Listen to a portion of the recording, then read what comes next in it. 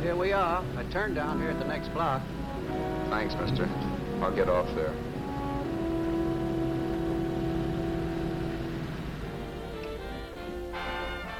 Want anything else? No. Hey, you. Me? Yeah, you. Which way you heading? East. Too bad. I thought if you was heading north, I might be able to help you out. I'm pushing the Salt Lake, and I don't like to ride it alone at night. I'm one of those guys that got to talk or I fall asleep. Oh, sure, now, Your partner, he's got Lou to keep him company, but I ain't got nobody at all. Where you coming from? west. Yeah, sure, I know, but where, L.A.? Maybe. I got a cousin out in L.A. You don't say. Yeah, he's been out. You're not much of a talker, are you? My mother taught me never to speak to strangers. Oh, a wise guy. So what? Okay, don't get sore. Just trying to be sociable, that's all. Hey, Glamorous. You change for a dime, will you?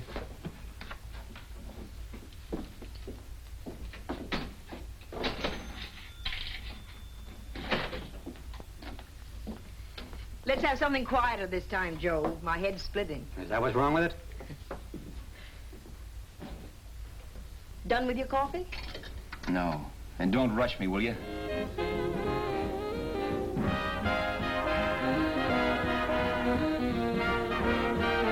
Hey, turn that off. Will you turn that thing off? What's eating you now? Yeah, what's eating you? That music, it stinks. Oh, you don't like it, huh? No, turn it off. Oh, wait a minute, pal. That was my nickel, see?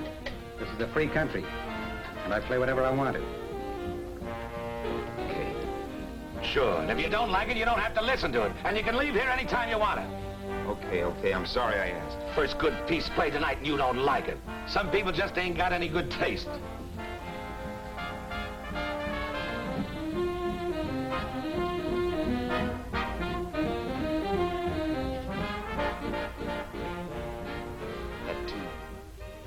That tune. Why was there always that rotten tune? Following me around, beating in my head, never letting up. Did you ever want to forget anything? Did you ever want to cut away a piece of your memory or blot it out? You can't, you know. No matter how hard you try. You can change the scenery, but sooner or later you'll get a whiff of perfume or somebody will say a certain phrase or maybe hum something. Then you're licked again. I can't believe that you're in love with me. I used to love that song once. So did the customers back in the old Break of Dawn club in New York. I can't remember a night when I didn't get at least 3 requests for it. Sue, she was always selling it too. Those were the days.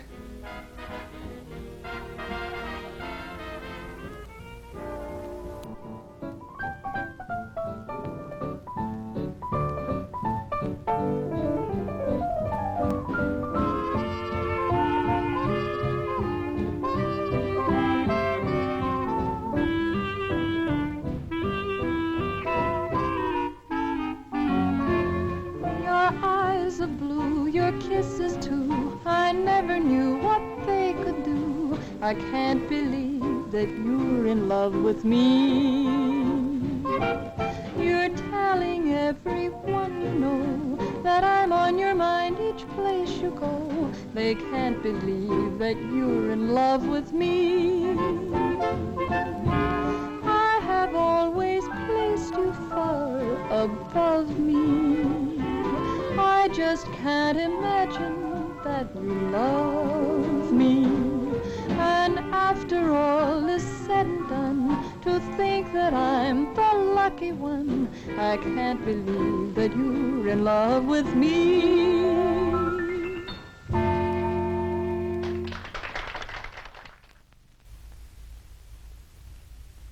It wasn't much of a club, really. You know the kind. A joint where you could have a sandwich and a few drinks and run interference for your girl on the dance floor. I pounded the piano in there every night from 8 until the place closed up, which usually meant 4 in the morning. A good job as jobs went in those days.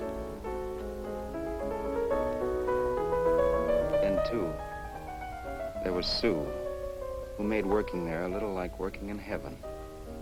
But how we felt about each other, well, there was nothing very unusual in that.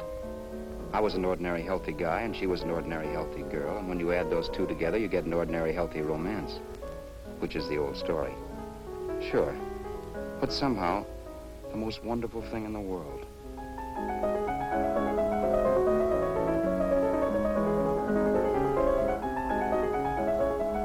All in all, I was a pretty lucky guy.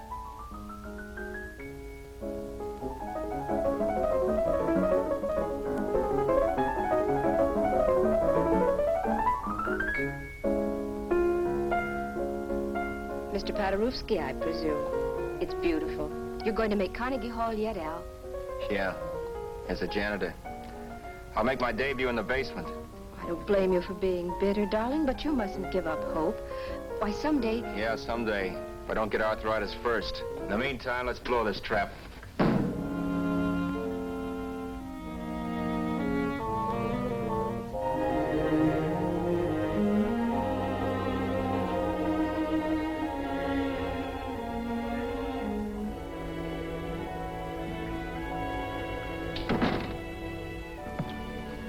Like to get something to eat, hon? Oh, I don't think so, Al.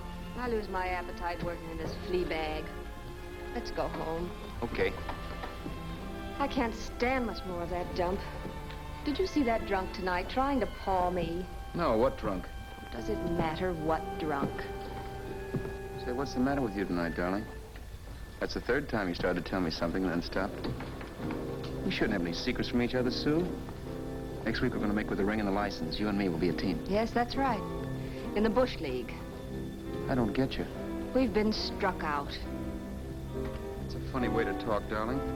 Don't you want to marry me? Al, look, I love you. You know I do, and I want to marry you. But? But not now. Only after we've made good. Sunday I'm going away. Oh, I know you'll think it's silly. That's why I hesitated to tell you. But I'm going to California. I want to try my luck in Hollywood. That's the most stupid thing I ever heard of. Don't you know millions of people go out there every year and wind up polishing cuspidors? I thought you had better sense. You sound as if you don't think I have any talent. That has nothing to do with it. I'll make out all right. Maybe. But what about me? Doesn't it mean anything to you that you're busting up all our plans? We may not see each other for years? It won't be that long. I thought you loved me. I do. You know I do.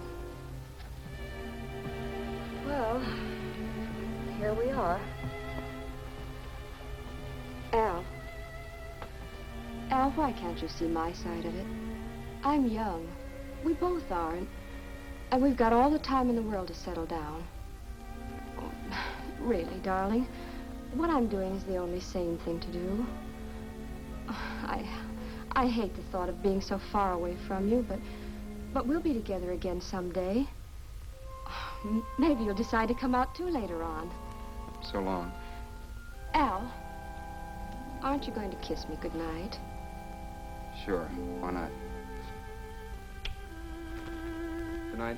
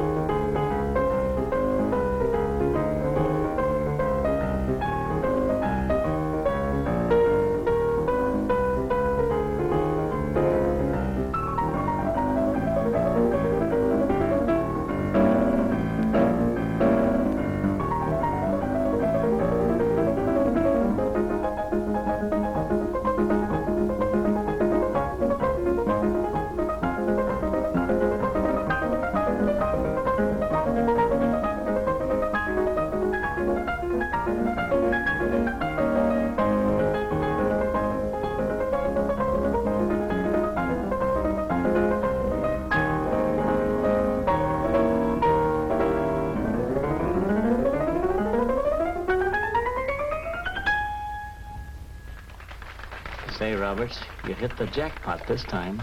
$10. Thanks.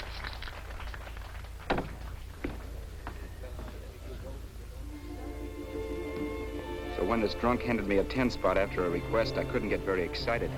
What was it, I asked myself? A piece of paper crawling with germs. It couldn't buy anything I wanted. It couldn't... Then I thought of something.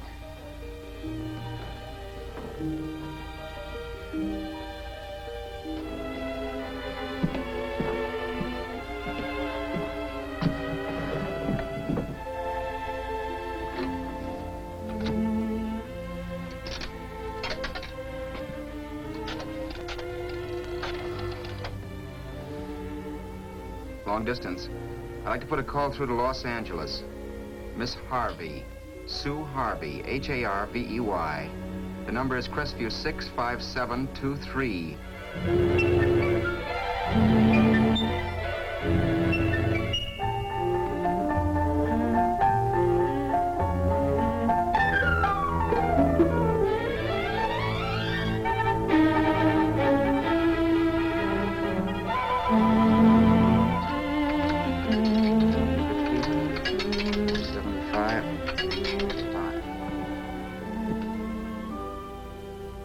Hello, Sue? This is Al. Oh, baby, it's great to hear from you, too. What's that? You do? Oh, me too, darling. I thought I'd go batty without you. I just had to... Huh? You're working as a hashlinger? Gee, honey, that's tough. Those guys out in Hollywood don't know the real thing when it's right in front of them. You just stick it out, Sue, baby. Keep going around to those casting offices. I'm sure you'll click. Look, I'll tell you what. You stay put out there, I'll come to you. No, don't try to stop me. Just expect me. Train? Who knows? Train, plane, bus, magic carpet. I'll be there if I have to crawl. If I have to travel by pogo stick. And then, let's get married right away, huh? That's the stuff. That's what I've been wanting to hear you say. Well, goodbye for now. I'll be seeing you soon. Yeah. Bye. The only way I could cross country was to thumb rides. For even after hawking everything, I only had enough money to eat. Money. You know what that is. It's the stuff you never have enough of. Little green things with George Washington's picture that men slave for, commit crimes for, die for. It's the stuff that has caused more trouble in the world than anything else we ever invented. Simply because there's too little of it. At least I had too little of it. So it was me for the thumb.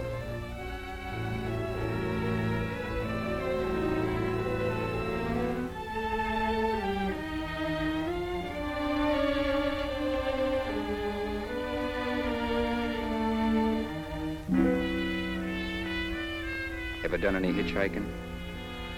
It's not much fun, believe me. Oh, yeah, I know all about how it's an education, how you get to meet a lot of people and all that. But me, from now on, I'll take my education in college, or in PS 62, or I'll send $1.98 in stamps for 10 easy lessons.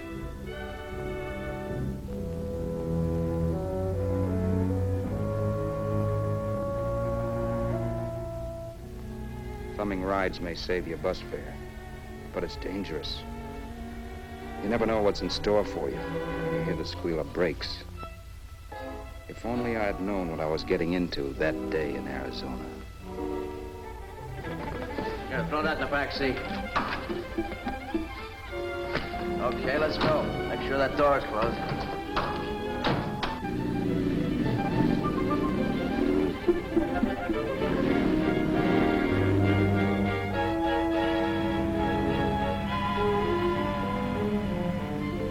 You know, Emily Post ought to write a book of rules for guys thumbing rides.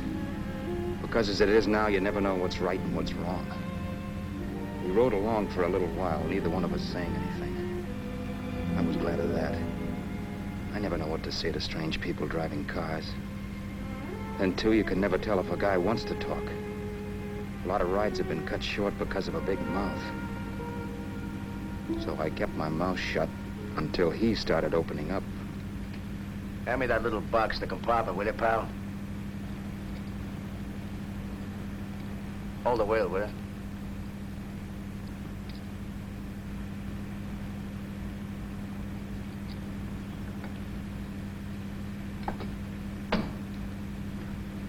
How far are you going? L.A. Well, you're really traveling, aren't you? Yeah, but I don't expect to make it for a couple of years at the rate I've been promoting rides. Not much luck, huh? Sure, all bad. Not many people stop for a guy these days. Afraid of a stick-up, maybe. Well, you can't blame them. Where you coming from? New York? Well, New York. You're in luck this time. I'm going all the way. Right through to Los Angeles. You drive a car? Sure. Whenever you're tired, let me know. I'll holler. I guess at least an hour passed before I noticed those deep scratches in his right hand. They were wicked. 3 puffy red lines about 1/4 of an inch apart. He must have seen me looking at them because he said, Beauties, aren't they? They're gonna be scars someday. What an animal. Whatever it was, it must have been pretty big and vicious to have done that. Right on both counts, New York. I was tussling with the most dangerous animal in the world. A woman. She must have been Tarzan's mate. Looks like you lost the bob. Certainly wasn't a draw. You know, there ought to be a law against dames with claws. Yeah. I tossed her out of the car in her ear. Was I wrong? Give a lift to a tomato, you expect it to be nice, don't you? Yeah. After all, what kind of dame's thumb rides? Sunday school teachers? Yeah. A little witch. She must have thought she was riding with some fall guy. And me, who's been booking horses around racetracks since I was 20. I've known a million dames like her. 2 million. Yeah. Stopped the car, opened the door. Take it on the Arthur Duffy sister, I told her. That's the stuff. As I was done, huh? But if you want to see a real scar, brother, get a load of this. Wow. I got that one dueling. Dueling? Yeah, we're just kidding, of course. My dad owned a couple of Franco-Prussian sabers. Kept them on the wall for decorations. Well, one day, another kid and I took them down. When the old man wasn't around, had a duel. He got me in the arm here. Pretty mean cut. Infection set in later. Yeah, I can see that. Now, give me that box again, will you? Yeah.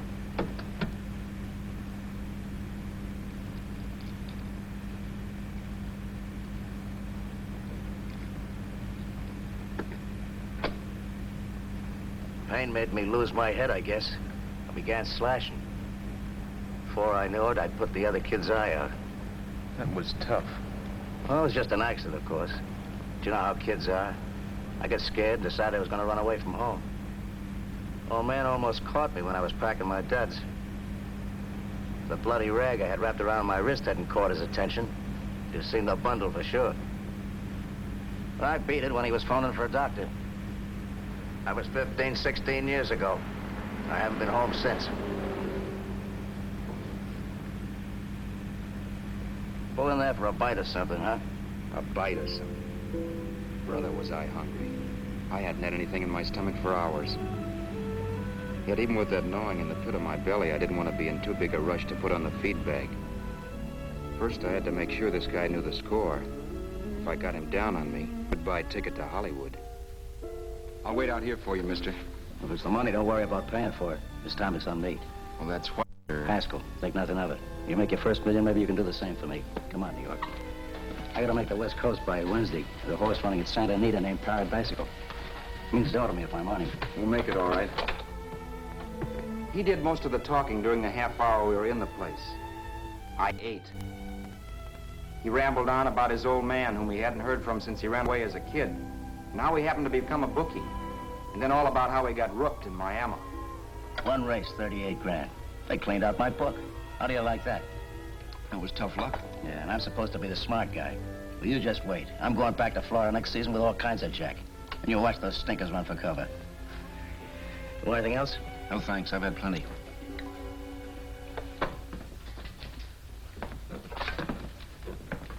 That check there, sister? Oh, just a minute. Your change, sir. Keep it, sister. Oh, thank you, sir. Call again. I'll be waiting outside for you when you finish work. Sharp check, huh?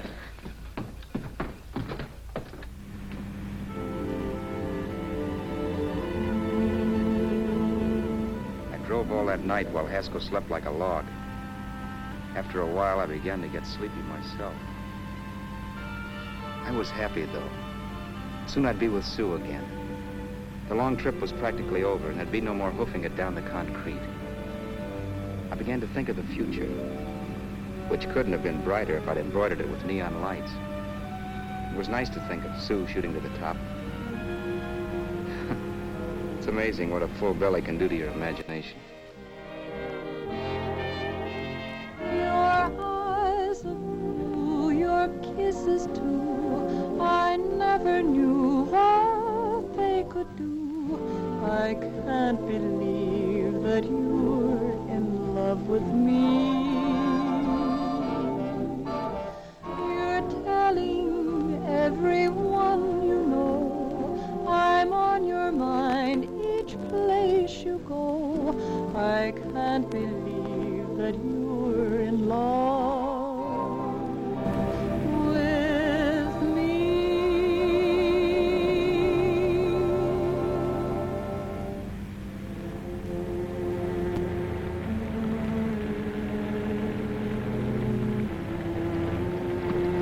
Mr. Haskell?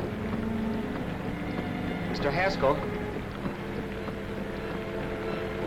Mr. Haskell, wake up. It's raining. Don't you think we ought to stop and put up the top?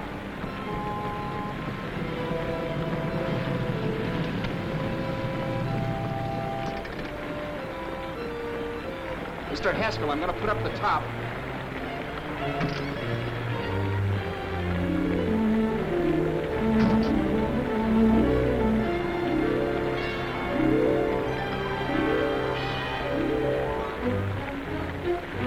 Until then, I'd done things my way. But from then on, something else stepped in and shunted me off to a different destination than the one I had picked for myself. For when I pulled open that door... Mr. Haskell, what's the matter? Are you hurt? Are you hurt, Mr. Haskell? Start your sermon. I'll listen to it. But I know what you're going to hand me even before you open your mouths. You're going to tell me you don't believe my story of how Haskell died and give me that don't make me laugh expression on your smug faces. I saw at once he was dead, and I was in for it. Who would believe he fell out of the car? Why, if Haskell came too, which of course he couldn't, even he would swear I conked him over the head for his dough. Yes, I was in for it. Instinct told me to run, but then I realized it was hopeless.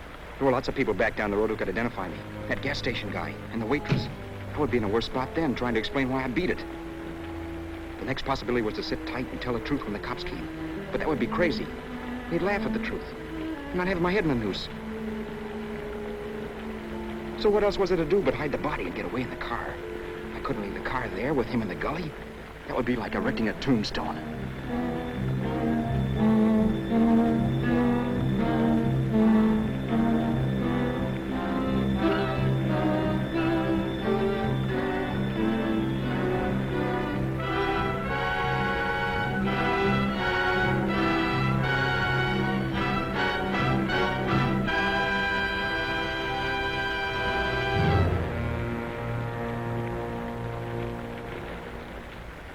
My idea was to cover him with brush, not to rob him. But then I remembered that even if I only drove the car for 100 miles or so, I would need money for gas. Besides, it was stupid of me to leave all that money on a dead man. Not only that, I'd have to take his driver's license in case I was stopped for something. I didn't like to think about it, but by that time I'd done just what the police would say I did, even if I didn't. My clothes.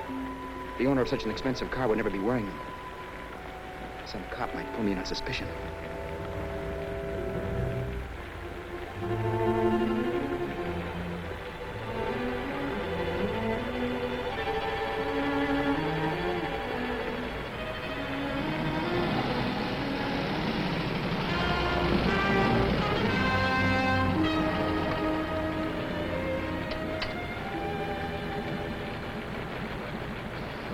Hey, you, this your car? Don't you know better than to leave a car with the wheels halfway in the middle of the road? That's the way accidents happen. I'm sorry, officer. I was just putting up my top. I didn't think. Well, the next time, think. I'll let you go now, but watch your step in the future. I know that's a lonely stretch, but cars come by here once in a while, and we have plenty of crack-ups. Thanks, officer.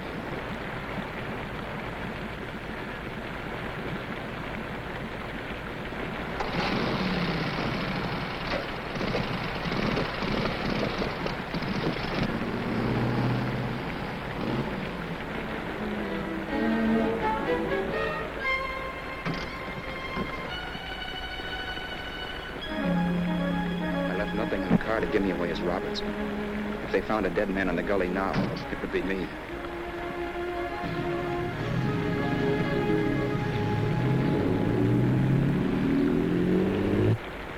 As I drove off, it was still raining, and the drops streaked down the windshield like tears. I kept imagining I was being followed and that I could hear sirens back in the distance. Just how long it took me to cover the 60-odd miles to the California state line, I don't know. I lost all track of time. But the rain had stopped and the sun was up when I pulled up to the inspection station. Hello? Carrying any fruits or vegetables? No. Any livestock or poultry? No. I'd like to see your registration and driver's license, please. Anything in the baggage compartment? What's baggage? Charles Haskell, Jr., age 30, brown eyes, dark hair. Identifying marks, none. Are you Charles Haskell, Jr.? Yes. Well, remember, if you're employed and you stay over 30 days, you take out California plates. All right, officer, but I'll only be in the state a short while.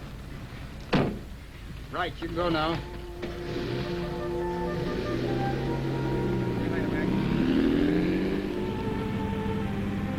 I couldn't drive any farther without some sleep. Cops or no cops, I knew I had to hit the hay and hit it hard. I was dead tired.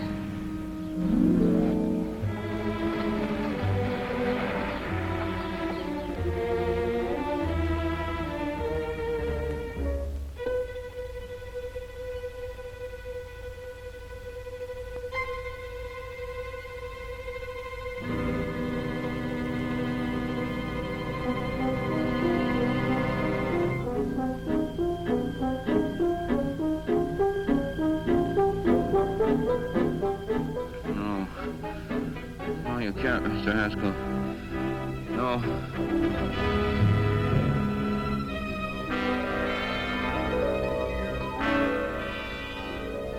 Mr. Haskell, you can't die.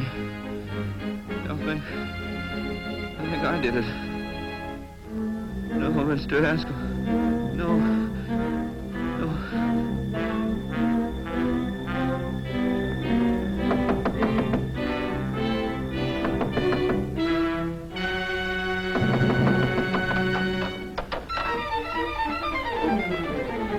Who's there?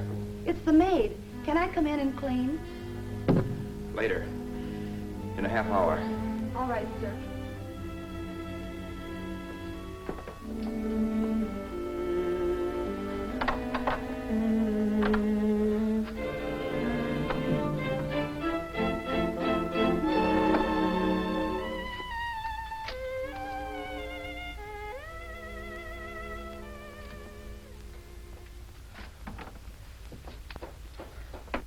There was no time to lose. Every minute I had to be Charles Haskell was dangerous. And I'd have to be Charles Haskell until I got to some city where I could leave the car and be swallowed up.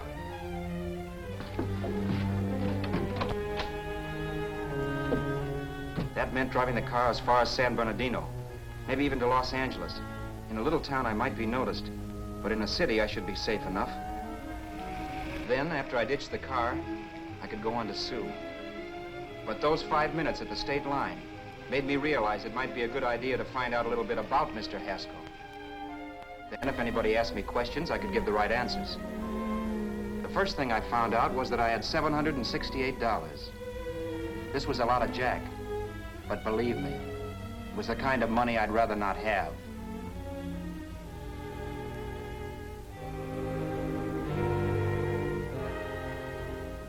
And then I found out from a letter Haskell was carting around in his bag that he wasn't the open-handed, easygoing big shot who went around buying dinners for strange hitchhikers. Before I got done reading it, I saw him more as a chiseler. It was written to his old man in California, the one he hadn't seen in so many years. In it, Haskell posed as a salesman of hymnals, of all things. It was easy to see where Haskell expected to raise a new stake for his book in Miami by rooking his old man.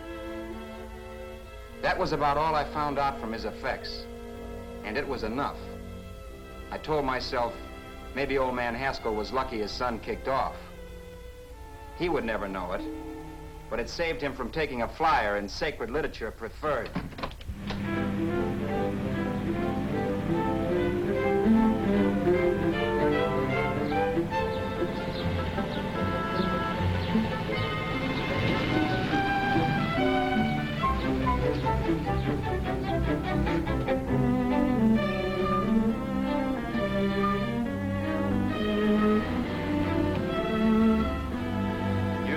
At Desert Center, I pulled up for water. There was a woman. Hey, you! Come on if you want to ride.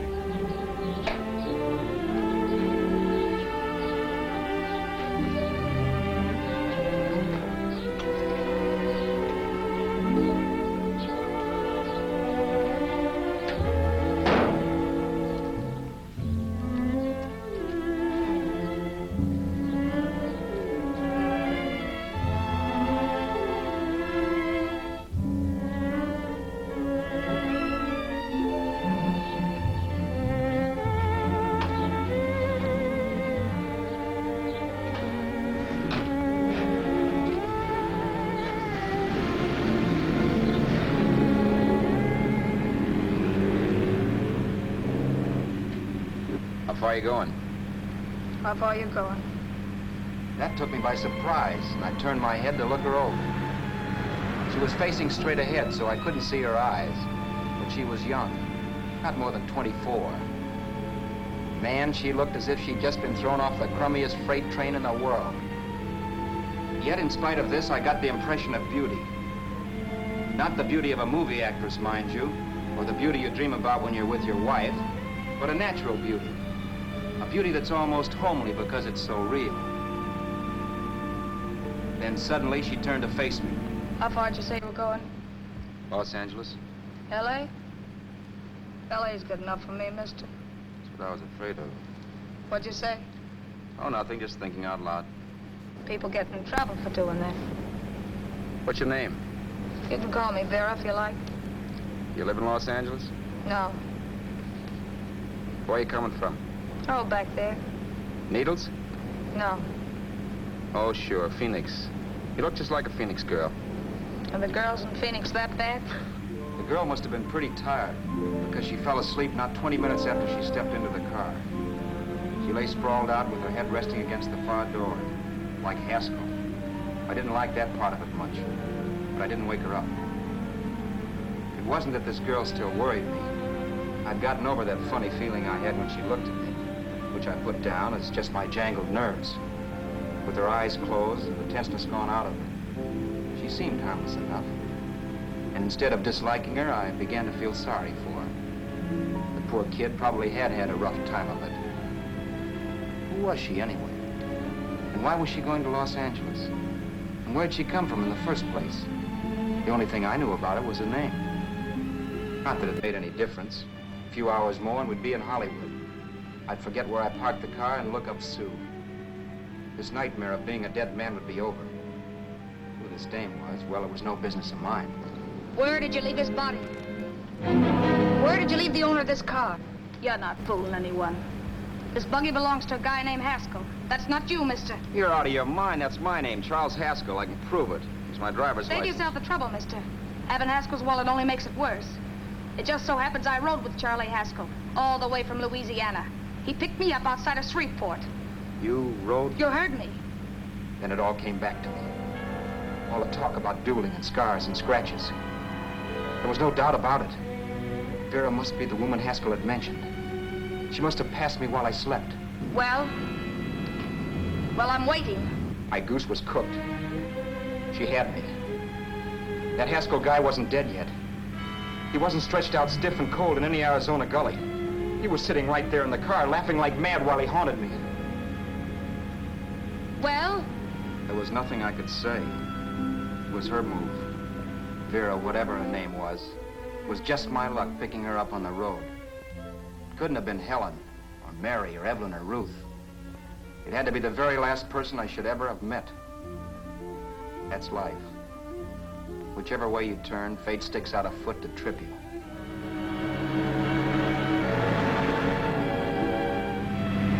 I told her everything, but she didn't believe my story. I should have saved my breath. That's the greatest cock and bull story I ever heard. So he fell out of his car. Say, who do you think you're talking to, a hick? Listen, mister, I've been around, and I know a wrong guy when I see one. What'd you do, kiss him with a wrench? Now, wait a minute. What I told you was true. You see, that's why I had to do it. You think I killed him. Well, the cops would have thought so, too. Yeah, well, maybe they still think so. What makes you so sure I'll shut up about this? Girl, I'm innocent. Give me a break, will you? It won't do me any good having you pinched. The cops are no friends of mine. Now, if there was a reward, but there isn't. Thanks. Don't thank me yet. I'm not through with you by a long shot. Let's see that roll.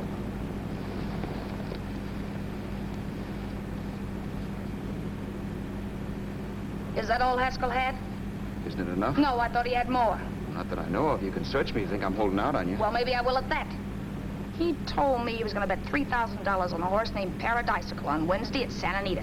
He was stringing you along. He meant 300. Maybe. Sure, $3, 300. He was a piece of cheese, a big blowhard. Listen, mister, don't try and tell me anything about Charlie Haskell. Remember, I knew him better than you did. Okay, then you knew he was a four-flusher. That explains the $3,000 bet. I'm not so sure he didn't have that $3,000. Why should I believe you? You got all the earmarks of a cheap crook. Now, wait a Shut minute. up. You're a cheap crook and you killed him. For 2 cents, I'd change my mind and turn you in. I don't like you. All right. Don't get sore. I'm not getting sore. But just remember who's boss around here. If you shut up and don't give me any arguments, you'll have nothing to worry about. But if you act wise, well, mister, you'll pop into jail so fast it'll give you the bends. I'm not arguing. Well, see that you don't. You know, as crooked as you look, I'd hate to see a fella as young as you wind up sniffing that perfume that Arizona hands out free to murderers. I'm not a murderer. Of course you're not. Haskell knocked his own head off. He fell, that's how it happened, just like I told you. Sure, and then he made you a present of his belongings. I explained why I had to do skip that. it. Doesn't make a difference one way or another. I'm not a mourner. I liked Haskell even less than I like you. Yeah, I saw what you did to him. What do you mean? Well, scratches on his wrist. Sure, I scratched him. I'll say you did. So your idea was to drive the car a little way, maybe into San Bernardino, and then leave it. You weren't gonna sell it? Sell it? You think I'm crazy? Somebody else's car? See, all I want to do is leave it somewhere and forget I ever saw it. Not only don't you have any scruples, you don't have any brains. I don't get you. Maybe it's a good thing you met me. You'd have got yourself caught, sure. Why, you dope. Don't you know a deserted automobile always rates an investigation? Huh? Look, the cops find a car. Then they get curious. They wonder where the owner is. So, all right, they don't trace Haskell. They trace you. I never thought of that. The only safe way to get rid of the car is to sell it to a dealer. Get it registered under a new name. Say, stop at the next store. I want to get a bottle and do some shopping before we hit L.A. Okay. As soon as we find a place, I'll drop you off and pick you up later. Nothing doing. You're coming in, too. From now on, you and I are like the Siamese twins. Have it your way, but I don't get the point. The point is, I don't want you to get lost. I'm not going to beat it if that's what you're afraid of. I'll say you're not. Well, I'm going to see that you sell this car so you don't get caught. Thanks. Of course, your interest wouldn't be financial, would it? You wouldn't want a small percentage of the profits. Well, now that you insist, how can I refuse? 100% will do. Fine. I'm relieved. I thought for a moment you were going to take it all. I don't want to be a hog. A few hours later, we were in Hollywood. And I was recognizing places Sue had written about. It struck me that far from being at the end of the trip, there was a greater distance between Sue and me than when I started out. Vera wasn't kidding with that Siamese twins crack. She rented a little apartment as Mrs. Charles Haskell. When I objected to this, she explained that it was on account of the car. A dealer might think something was funny if he called and found we were using different names.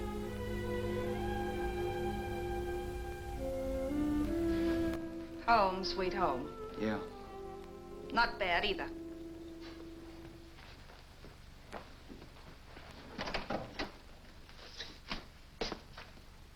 In case there's any doubt in your mind, I'll take the bedroom. Yeah. Sure is stuffy in here.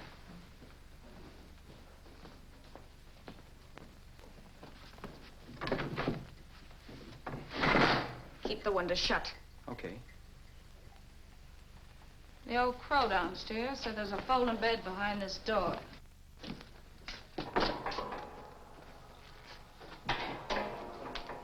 You know how to work it?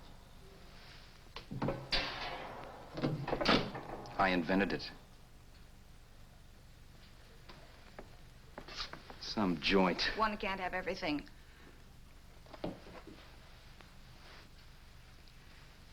I'm first in the bathtub. I don't know why, but I figured you would be.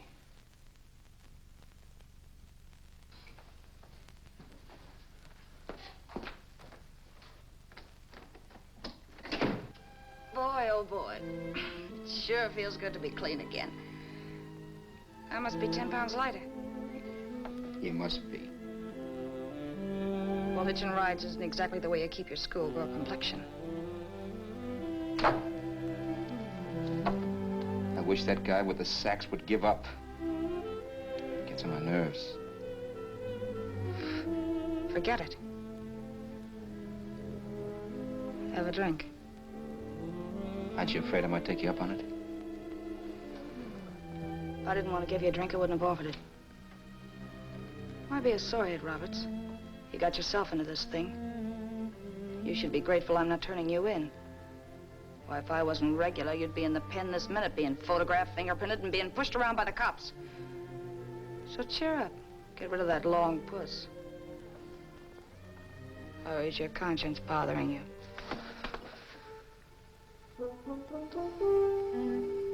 No. It isn't. Swell. That's the spirit. He's dead and no moaning around will bring him back. Anyway, I never could understand this worrying about something that's over and done with. Now look, Vera, for the last time I didn't kill him. Haskell was a sick man. Maybe he was dead before he fell out of the car. I don't know. Sure. He died of old age. All right.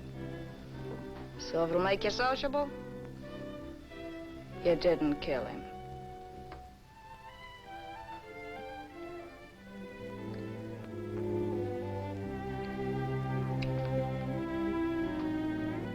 Thanks.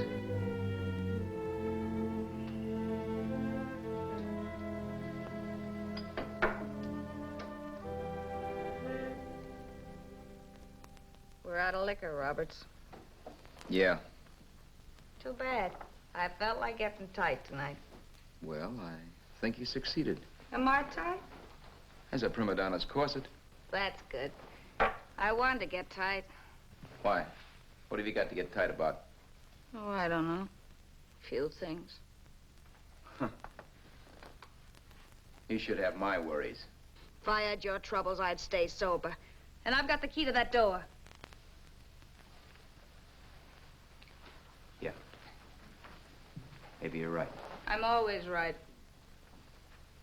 You know, I don't like your attitude, Roberts. Well, there's a lot of things I don't like. Sure. But life's like a ball game. You gotta take a swing at whatever comes along before you wake up and find it's the ninth inning. You read that somewhere. That's the truth, Roberts. All you do is bellyache. Taking it easy and, well, trying to make the best of things. But maybe that's what's wrong with the whole world. Get the professor. People knock themselves out trying to buck fate. Now, take you, for instance. You're lucky to be alive. Why, suppose Haskell had opened your door. You'd be playing a harp now. Think of that. You think of it. I'm tired of thinking. There's plenty of people dying this minute. I would give anything to trade places with you. I know what I'm talking about. I'm not so sure. At least they know they're done for. They don't have to sweat blood wondering if they are. Your philosophy stinks, pal. We all know we're gonna kick off someday. It's only a question of when. But what got us on this subject anyway? We'll be discussing politics next. Yeah. Where'd you hide the butts? On the table, sucker.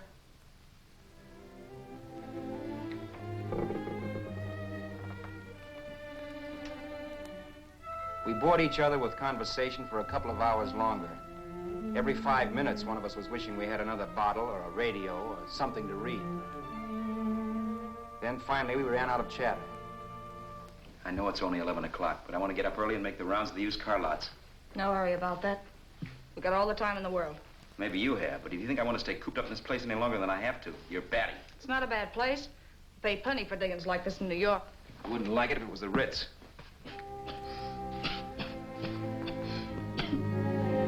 brought me liquor. You got a mean cough. Ought to do something about it. I'll be all right. That's what Camille said. Nobody you know. Wasn't that the dame that died of consumption? Yeah. Wouldn't it be a break for you if I did kick off? You'd be free with all Haskell's dough and car. I don't want to see anybody die. Not even me.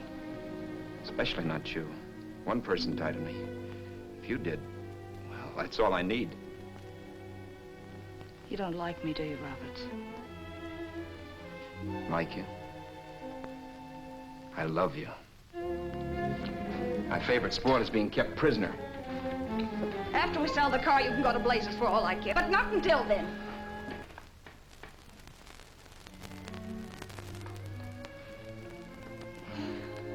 I'm going to bed.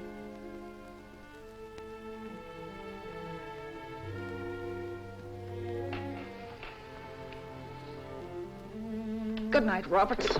Don't try and sneak away during the night. All the doors are locked. Anyway, if I find you gone in the morning, I'll notify the police. They'll pick you up. Don't worry, I know when I'm in a spot. Well, good night. I hope that portable rack isn't too uncomfortable for you. Don't lose any sleep over it, will you, Vera?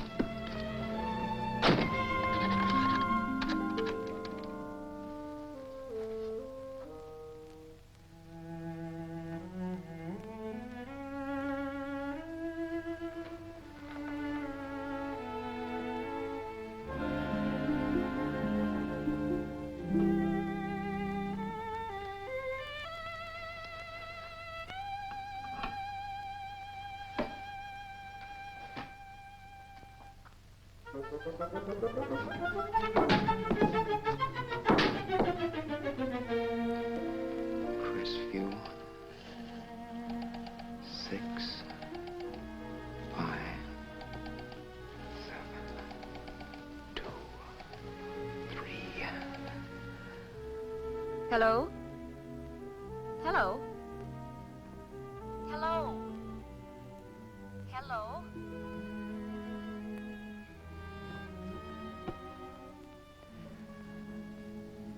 No.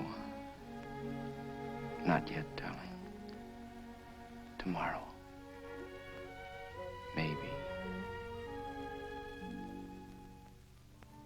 If this were fiction, I would fall in love with Vera, marry her and make a respectable woman of her, or else she'd make some supreme Class A sacrifice for me and die.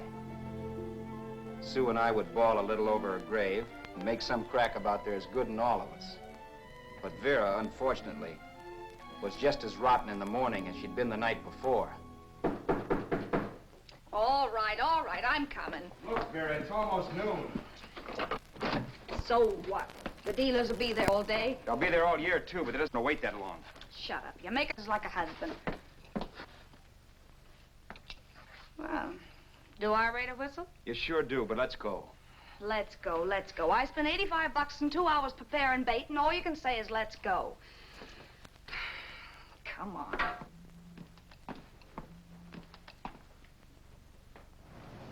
We passed a few used car lots last night down this way. What do you think we can get for this heap? I don't know. Plenty. He's let me handle everything. Think we can get $2,000? I don't know, but don't worry. I'll squeeze as much out of this guy as I can. If I let it go cheap without a fight, he might think we've stolen the car. And listen, don't make any slips and call me Roberts. That'll cook us. I don't need you to tell me that. You better just sit by and keep your mouth closed. Remember, we're both in the soup if anything happens. Forget it and drive. You're my wife, Vera Haskell. Look, after the deal's closed, let's go back to that place on Hollywood Boulevard where I saw the fur jacket. I want to buy it. After the deal's closed, I'm saying goodbye to you. That's right, I forgot. I guess I'm getting kind of used to you. Well, that's a habit you can start breaking. Let's try this place in the middle of the block.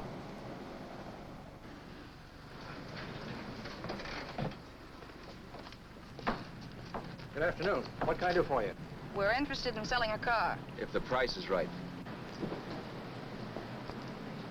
Well, if it's in good mechanical condition, it should blue book for about $1,600. Tony, take a look at this motor. 1,600. Are you kidding?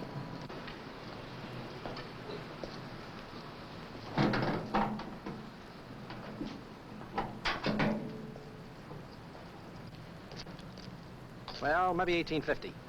Before I let it go for 1850, I'll wreck it and collect the insurance first.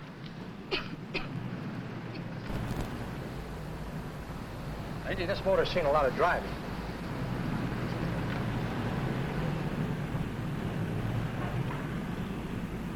While the mechanic inspected the car, we haggled. At last, when we were all worn out, we hit a compromise. His price. Okay, it's a deal. All right, come in, we'll sign the papers. I have the ownership papers right here with me. Look, Vera, in the meantime, will you clean the dash compartment? There may be some stuff in it. All right, darling. $1,850. That dirty crook.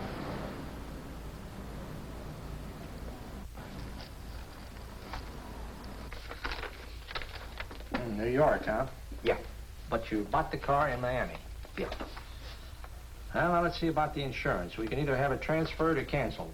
What kind of insurance do you have, Mr. Haskell? Well, aren't all the papers there? I don't see any. Surely you know what type of insurance you carry in the car. The name of the company? Yeah, but, Well, if you'll just tell me the name of the company, I'd be very glad to take care of all the details.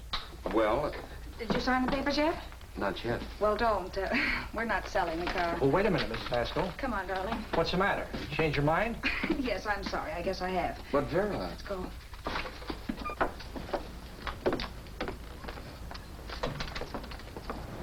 You got me out of a tight spot, Vera. But I still don't understand all this. You will in a minute. I almost threw away a gold mine. 1850 isn't to be sneezed at. The car doesn't book for as much as I thought. We're not selling the car. You want to keep it. Now, wait a minute, Vera. You said yourself I wouldn't be safe until the car was in someone else's name. I'd like to be free of this mess when I go. That's just it, Roberts. You're not going. There's a drive-in at the next corner. Pull in there and we'll get a bite to eat. And I'll explain. What is this, another one of your brilliant ideas?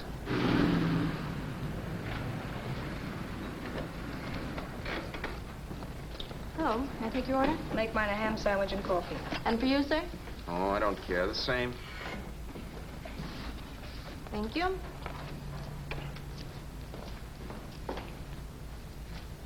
Get this, Vera. I've been pretty patient so far. I've done everything you asked me to do, but no more. Shut up. You've taken Haskell's money. And you can have the dough we get from selling the car. But you're not going to keep me a prisoner. It's a good thing I bought the paper. Take a look at that. Vera, I'm in no mood. Read that.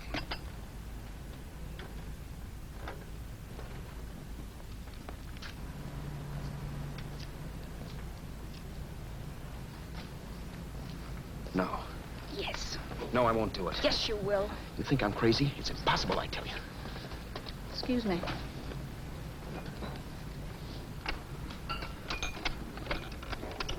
Blow the horn when you're through. No one could possibly get away with an act like that. It'd be wise to me in a minute. Don't be yellow. You look enough like him. The same coloring and the same build. See how his clothes fit you? No kidding, you almost had me fooled for a while. Oh, grow up, Vera. Don't you think a father knows his own son? And there must be other relatives. The father won't have to know you. We'll wait till he gives up the ghost. He's an old geezer and he won't pull through. And as far as other relatives are concerned, they haven't seen you in 15 or 20 years. Eat. I'm not hungry. And I won't do it. It's not as tough as it sounds. Remember, you've got all kinds of identification. His car, letters, license. I could never get away with it. It's the stupidest thing I've ever heard. The old boy has scads of dough. Look in the paper there. Personal fortune assessed at over 15 million. He'll leave plenty, I tell you. Maybe he cut off his son. How do we know? It's out, Vera. I won't have anything to do with it. I think you will. Look, Vera, I'll do anything within reason. But not that. So forget it. Find yourself another stooge. You sap. You'll be fixed for the rest of your life as Charlie Haskell. You can take your inheritance and go away. No more worrying about the rent, no sweating, scheming, wondering where your next meal's coming from. Think about that, Roberts. Vera, please, you're talking too loud.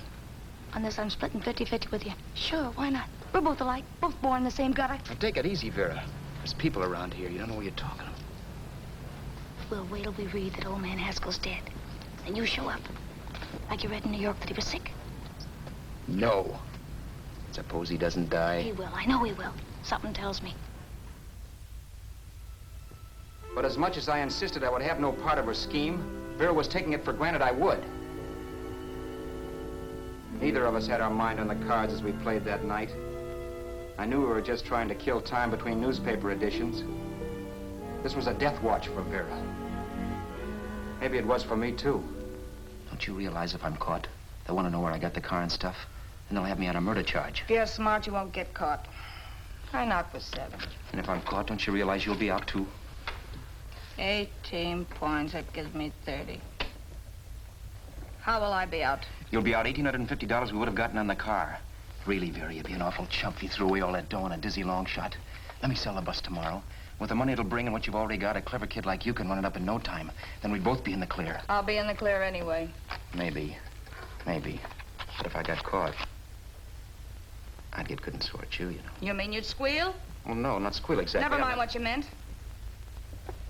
Even if you did tell the cops I was in on it with you, what could they do to me? They might give me the same medicine they gave you. Yeah. A rope. But I'm on my way now. All we'll be doing will be rushing it. All right. But think of the $1,850 you'd lose. You'd kick yourself along the block if they let it get away from you. I'll take the chance. Want another drink? You're being a goon. That's the way people wind up behind the 8 ball. Once they get a few dollars, they become greedy and want more. My. Caesar. Who? You know that Roman general? He got his for being greedy. He wasn't satisfied, so the final wind-up was he took the count. A couple of days ago, you didn't have a dime. Why, you were so broke you couldn't pay cash for a postage stamp. Now you've got almost $700 with $1,850 in the offing. Take my advice. Don't try for more. I'm tired of this game. Let's have some blackjack.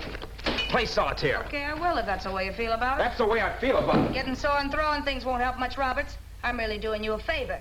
I help you out of a jam by keeping my mouth shut. I show you how to make some soft money. And what thanks do I get? Thanks. Sure. Or would you rather call the cops and told him you killed the man and stole his money? I didn't kill anybody. Yes, you did. No, I didn't. You know I didn't. All right, then. Suppose I call the cops. If you're innocent, what do you got to be scared of? Okay. Call them, you mutt. Go ahead and call them. See if I care. At least they'll give me a square deal. You want me to call them? You heard me.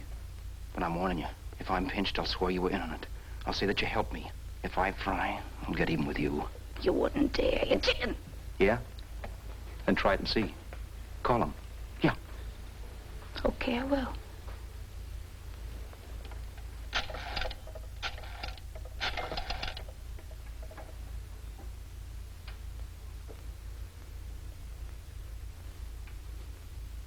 Information?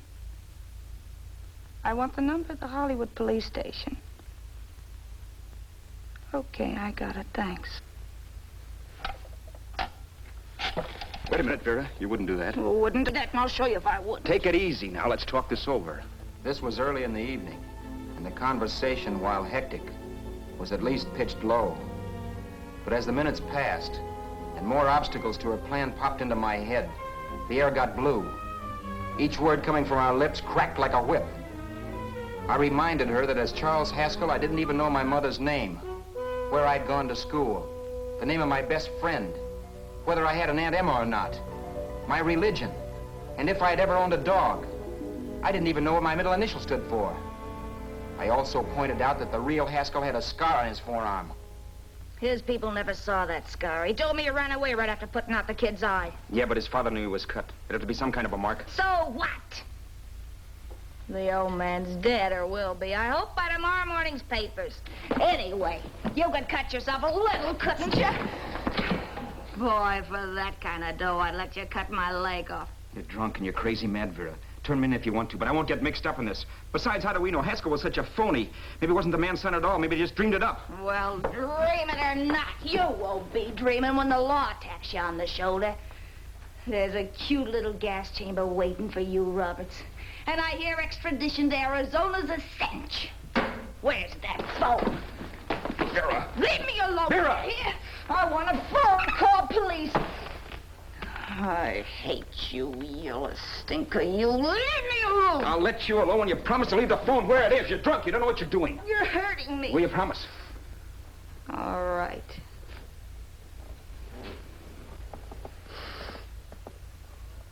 You hurt me. I'm sorry, but... And it's hot in here. Open up a window. It's not hot. Don't tell me. Now, do you do it or do I do it? You're no gentleman, see? Yeah. All right. I'll open up the window.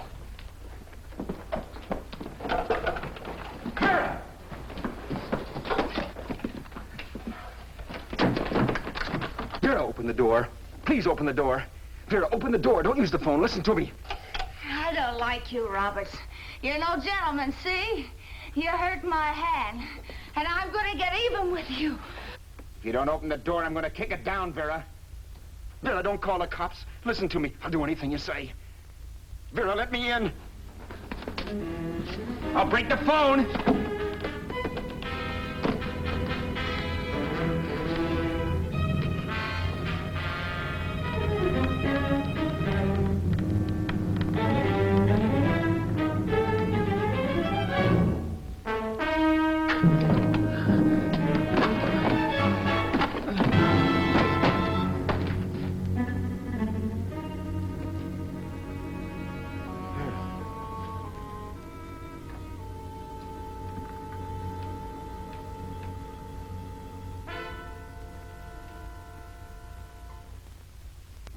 The world is full of skeptics. I know. I'm one myself. In the Haskell business, how many of you would believe he fell out of the car?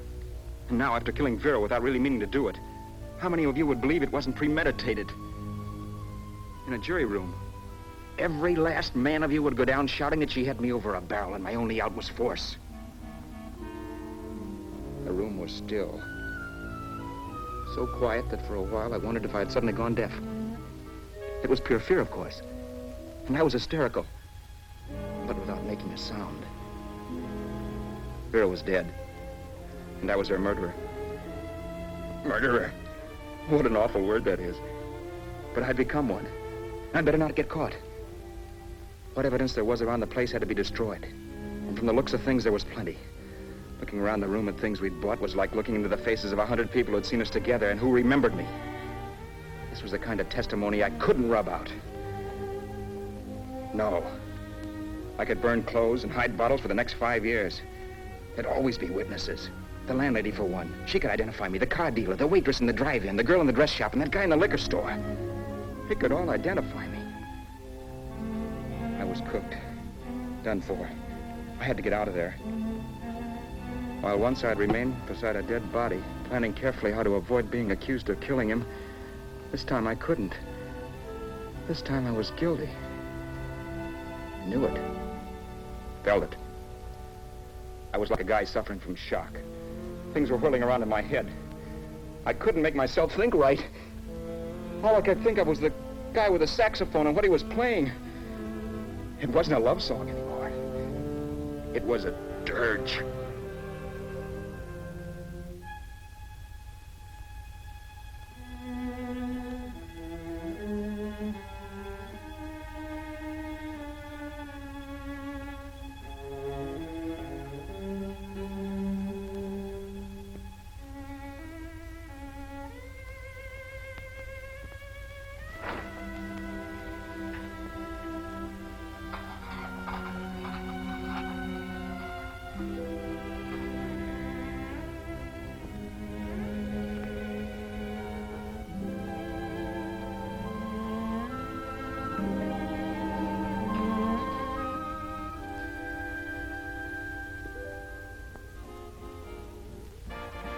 My problems weren't solved.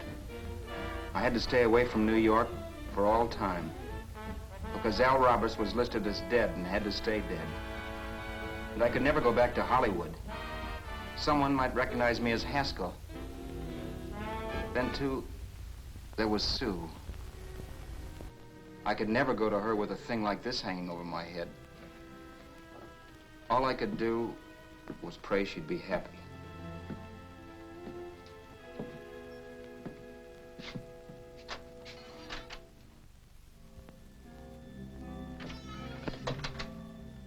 I was in Bakersfield before I read that Vera's body was discovered, and that the police were looking for Haskell in connection with his wife's murder. Isn't that a laugh? Haskell got me into this mess, and Haskell was getting me out of it. The police were searching for a dead man. I keep trying to forget what happened, and wonder what my life might have been if that car of Haskell's hadn't stopped. But one thing I don't have to wonder about. I know. Someday a car will stop to pick me up that I never thumbed.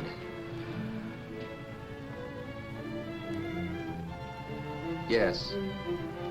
Fate, or some mysterious force, can put the finger on you or me for no good reason at all.